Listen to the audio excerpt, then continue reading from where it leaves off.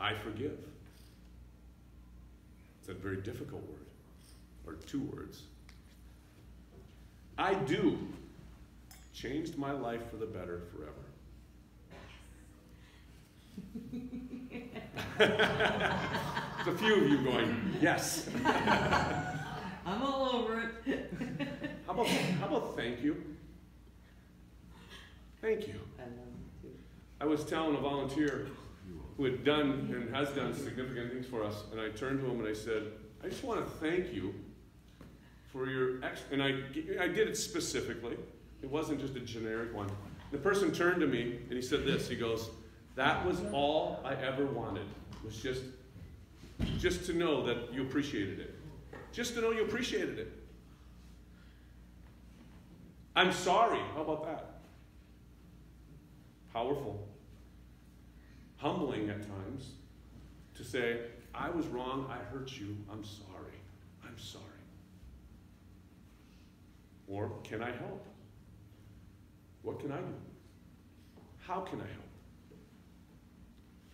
It may not even be words, it might just be, when at loss for the right words, just try silence and be there. Just be there. I've shared this story before, but for those who haven't heard it, I'm going to share it one more time, because it really illustrates, I think, kind of the difference between, or the contrast between how we often think and how we should maybe think. So I get a call one day. Of course, we're running a food shelf, so when somebody calls with this kind of call, you usually say yes. So they said, we have a semi-load of whole chickens, frozen, and we want to see if you could use that. And I said, well, let me pray about yes. You know, it's that kind of thing. I mean, of course, duh, you know, it's one of those moments. So I had a couple hours to get it. I had to go pick it up at a certain place. Had to rent a Penske truck, the longest one I could with a lift gate. Spend a couple $100 on that Penske truck, go over and get this chicken, load up. I could take, I think, 8 pallets of it, and I think there was maybe, I'm gonna guess, 30 cases per pallet. Maybe each case had 8 chickens or 6 chickens, I can't remember. But it was a significant amount of chicken. And this is good chicken. So this is golden plump, okay? Just to give you a picture. So I'm driving down Highway 100. I'm giving thanks to the Lord for provision. And then I suddenly realize, oh no. What am I going to do with this chicken? Now you think, well, we got a food shelf, right? So I'm thinking, hey, brainless one here. It's not our food distribution day. That's a week out. I don't have a freezer big enough to handle 8 pallets of chicken. I'm all by myself. I mean, where am I going to put it? And I'm not bringing it down to the basement all by myself of this little church. So I realized I'm in trouble. I did a good thing at that moment. I prayed. I said, God, help me. My mistake. I called my good friend Steve Eliason, who has bailed me out of a few things along the way, and my wife as well. And I said, can you use some chicken?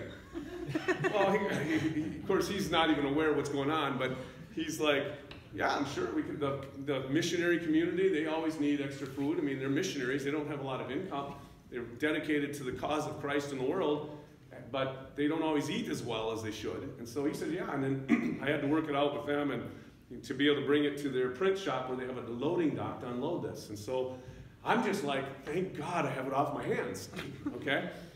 So long and short of it is I pull away, they give a case to everybody in need, and our food shelf didn't even get so much as 1 case. So, but the point is a lot of people got a case of chicken each, and then somebody asked if they could bring a case to their neighbor. Just 1 case, because their neighbor had been unemployed. And of course, we said yes. And so this person brought a case to the neighbor, didn't know the deal, what was really going on with the neighbor, but certainly said, this is, you know, free food, certainly can have some.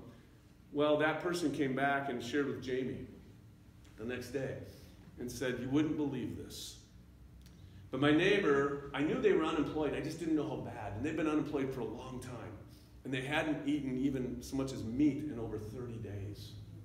And so the mom that day had gotten up and was going, Lord, she prayed. She goes, Lord, I'm really hungry for some meat. Could we get some chicken today?